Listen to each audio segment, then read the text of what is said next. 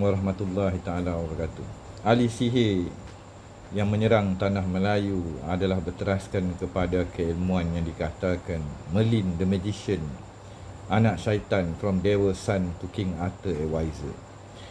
Sebuah legasi di dalam titian sejarah yang akhirnya melanggar pertahanan terakhir Gunung Ledang, Kota Melaka dan seterusnya, melumpuhkan dan menguasai seluruh tanah Melayu Bonda Pertiwi. Di dalam naskah Rahsia Gunung Ledang, sejarah tanah Melayu perang Saka dan perang wilayah ketuhanan yang telah digaibkan sejak ribuan tahun. Ada kisah mata satu ada di sana kini telah dikalahkan dengan yang dikatakan warisnya ataupun panglima dan juga ketumbukan daripada ledang itu sendiri.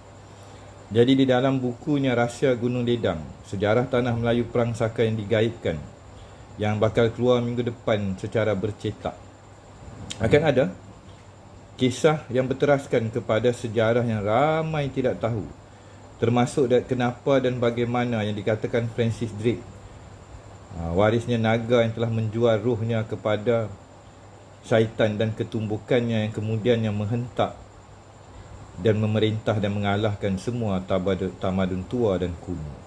Ini bukan sembang kari. Jadi Merlin the Magician daripada anak Azazi atau dewa menjadi penasihat dan teras kepada kepimpinan dan dunia sains zaman tersebut. Jadi fakta ni diambil daripada medieval manuscript block, British Library sendiri, perpustakaan Mat Saleh itu sendiri. Jadi dikatakan Merlin adalah kelahiran daripada persenyawan di antara syaitan dan juga seorang perempuan Inggeris. Ini adalah di antara kesinambungan dalam rahsia besar dunia, yang akhirnya pada hari ini dunia kita dipenuhi dengan perebutan dan juga menjadi hamba kepada daun kering, duit kertas, sekeping kertas. Itu kita panggil daun, asalnya daripada daun kering. Maka tumbangnya sehingga hari ini tidak ada lagi sejarah kerajaan yang berteraskan kepada tauhid zaman dahulu kala. They sent a devil to impregnate an innocent princess of Dyfed in Wales. Maksudnya seorang puteri raja di Wales, ni Britain lah, the Greater Isle. Bila anak itu dilahirkan, ni devil ni kan, dibawa dan dibaptiskan. Lantas anak itu mempunyai kelebihan kuasa magic dan boleh meramalkan masa depan. Maka inilah wujudnya seorang ahli sihir yang amat hebat dan amat ampuh satu masa dulu, yang membentuk Knight of the Round Table. Ni cerita mitos hayal ke? Tak ada, bukan sembang kari, ada fakta. Kompas kiblat pandangan Melayu akhir zaman. Di suatu zaman kita tumbang berantakan. Sejarah sebenarnya ledang dan kepentingannya ledang opir tanah Melayu pentas Sunda. Siapakah Datuk Laksamana Hang Tuah? Siapakah Puteri Gunung Ledang? Apakah hubungan dan rantaiannya dengan keluarga Adam?